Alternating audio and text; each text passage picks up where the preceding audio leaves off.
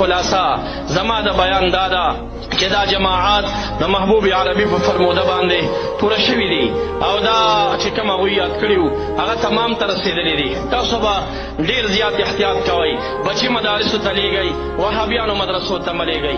بیان چې اورئ د دې خلکو بیانونه مه اورئ، دا ممرض د قلوبو دي.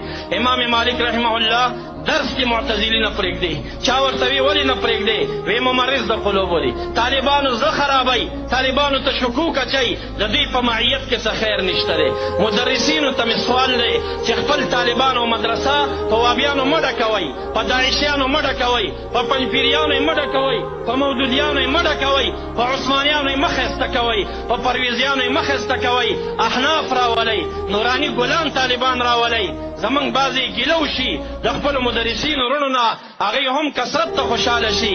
وی که زه داسې خبرې کومه ښایي په زړه کې عقیده ورته معلومه ده چې دا غلطه عقیده ده، خو که زه طالب ته وایم زما طالب کمیږي نو زه وایم تعجب دی.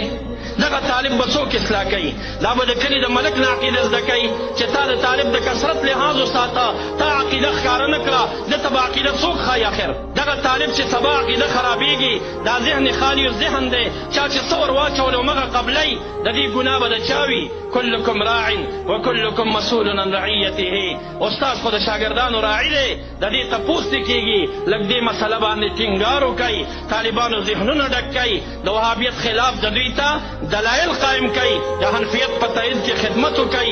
وما علی الا البلاغ واخر دعوانا ان الحمد لله رب